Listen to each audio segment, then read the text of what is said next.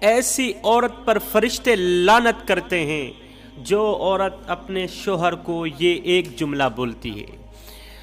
ایسی عورت اللہ تعالیٰ کے غضب کا نشانہ بنتی ہے۔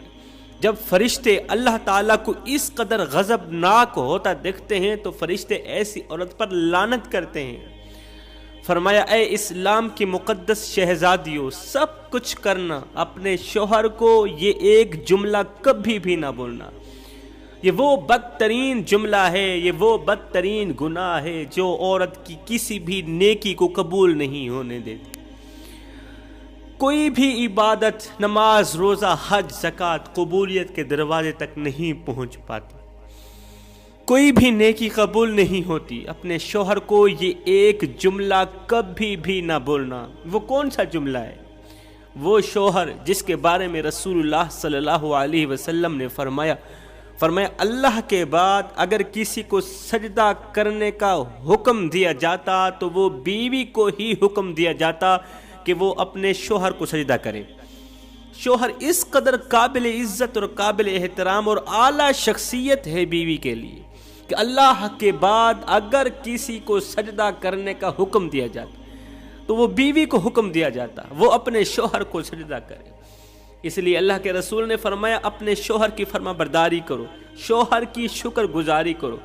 اگر شوہر کی قدر و قیمت جاننی ہو تو کسی بیوہ عورت سے جا کے پوچھو، اس عورت سے جا کے پوچھو جس کا شوہر فوت ہو گیا، مر گیا، اسے اور اس کے بچوں کو تنہا اکیلا چھوڑ کے اس دنیا فانی سے رخصت ہو گیا۔ آج اس بیوہ عورت کے دکھ سکھ میں کوئی شریک ہونے والا نہیں، اس سے اس کا کوئی حال پوچھنے والا نہیں، اس کے درد سننے والا نہیں ہے۔ شوہر کے مر جانے کے بعد آج اس کے بچے یتیموں کی سی زندگی گزار رہے ہیں۔ وہ دوسروں کے اترے ہوئے کپڑے پہنتے ہیں، وہ دوسروں کا بچا ہوا کھانا کھاتے ہیں۔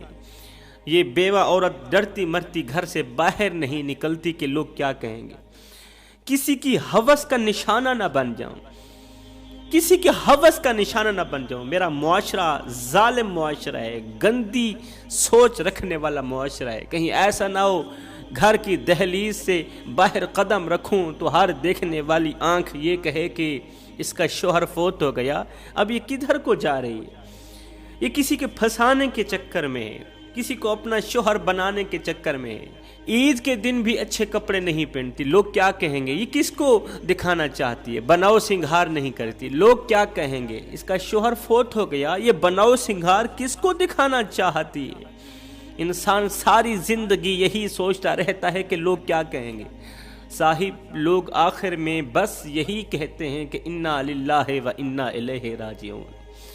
بیوہ عورت سوچتی ہے کاش آج میرا شوہر زندہ ہوتا تو میرے بچے یتیموں کی سی زندگی نہ گزار رہے ہوتے، وہ دوسروں کے اترے ہوئے کپڑے نہ پہنتے۔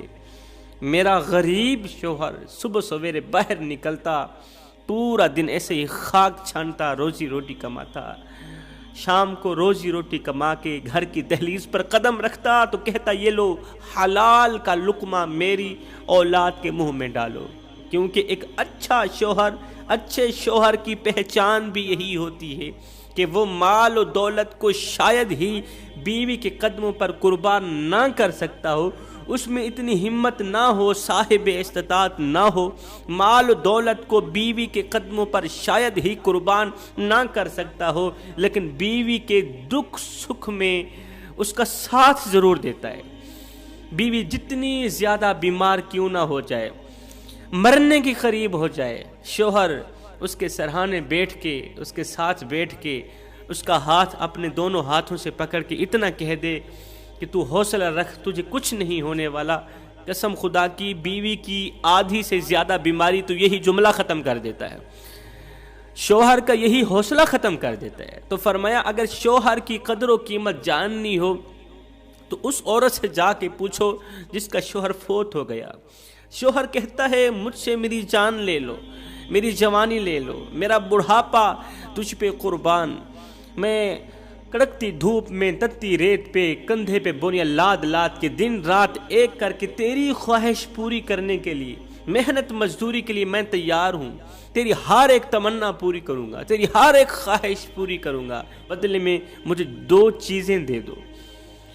شوہر بیوی سے 2 چیزوں کا تقاضا کرتا ہے، سب کچھ دینے کے لیے تیار ہوں، بدلے میں 2 چیزیں دے دو۔ وہ کون سی 2 چیزیں ہیں؟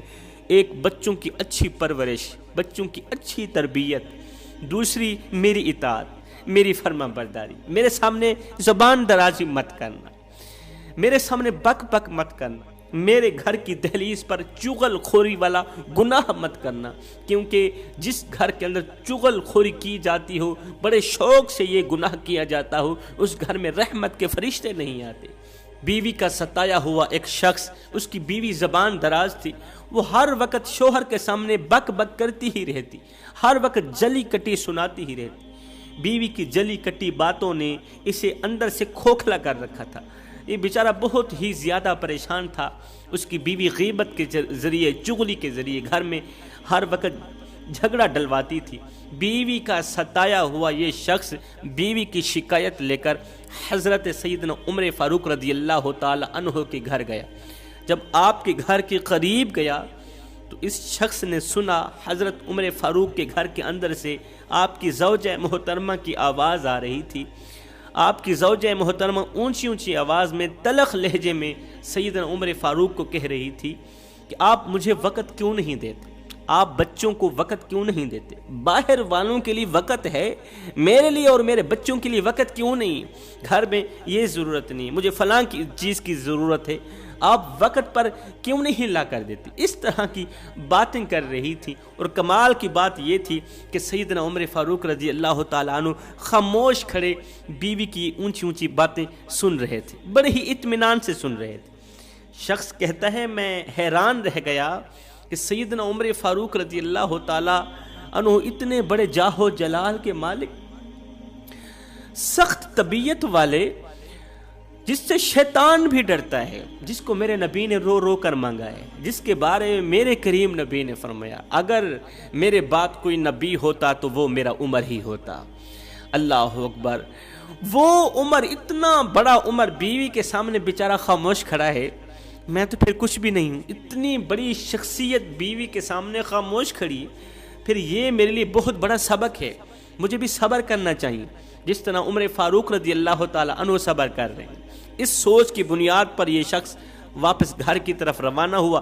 اچانک عمر فاروق گھر سے باہر نکلے، دروازے سے باہر نکلتے ہی سیدنا عمر فاروق نے دیکھا کہ ایک شخص آیا بھی ہے اور واپس کو جا رہا ہے۔ آپ نے جانے والے کو بلایا، او بھائی ادھر آؤ، کیسے آنا ہوا؟ آئے ہو خالی ہاتھ واپس جا رہے ہو؟ بھوکے ہو؟ روٹی چاہیے؟ پیاسے ہو؟ پانی دوں؟ اس نے کہا حضرت نہ تو میں بھوکا ہوں نہ تو میں پیاسا ہوں، میں ایک کام کے سلسلے میں آیا تھا، بیوی کی شکایت لے کر آیا تھا، لیکن جب آپ کے گھر کے قریب پہنچا آپ کا حال بھی ویسا ہی پایا جیسا میرا حال تھا۔ میری بیوی بھی میرے سامنے اونچی اونچی آواز میں باتیں کرتی اور آپ کی زوجہ محترمہ بھی آپ کے سامنے اونچی اونچی آواز میں باتیں کر رہی تھی اور آپ خاموش کھڑے صبر پہ صبر کرتے چلے جا رہے تھے۔ میں نے سوچا یہ میرے لیے بہت بڑا سبق ہے، بس یہی سبق لے کے میں واپس کو جا رہا ہوں۔ حضرت عمر فاروق رضی اللہ تعالیٰ عنہ یہ سن کر مسکرا پڑے۔ آپ نے فرمایا بھائی بیوی کی باتیں خاموشی سے اس لیے سن رہا تھا، صبر اس لیے کر رہا تھا، میں نے کچھ نہیں بولا، بس سنتا ہی چلا جا رہا تھا، اس لیے کر رہا تھا کہ بیوی کے میرے اوپر بہت بڑے احسانات ہیں۔ اس شخص نے کہا حضرت کون سے احسانات؟ فرمایا کہ میری بیوی میرے لیے کھانا پکاتی ہے، میرے بچوں کے لیے کھانا پکاتی ہے، میری بیوی میرے جوتے صاف کرتی ہے، میرے بچوں کے جوتے صاف کرتی ہے، میرے کپڑے دھوتی ہے، میرے بچوں کے کپڑے دھوتی ہے، کڑکتی دھوپ میں، گرمی کے موسم میں، شدید گرمی میں کچن میں کھڑے ہو کے 2-2 گھنٹے لگا کے کھانا تیار کرتی ہے، اور سب سے پہلے خود بھی نہیں کھاتی، ہمیں کھلاتی ہے، مجھے کھلاتی ہے، میرے بچوں کو کھلاتی ہے۔ میری اولاد میں سے، میرے بچوں میں سے اگر کوئی بیمار ہو جائے ساری رات بچے کے سرہانے پہ بیٹھ کے گزار دیتی ہے، اور یہ بھی دعا کرتی ہے کہ مجھے کچھ ہو جائے میرے بچے کو کچھ نہ ہو۔ اللہ اکبر! میری بیوی نے میرے گھر کو رونق بخشی، اس نے میرے گھر کو آباد کیا، اور سب سے بڑا احسان یہ ہے کہ اس نے آ کر میرا ایمان مکمل کیا، کیونکہ میرے نبی کا فرمان ہے کہ نکاح کے بغیر انسان کا ایمان مکمل نہیں ہو سکتا. اس نے آ کر میرا ایمان مکمل کیا. اسی کی وجہ سے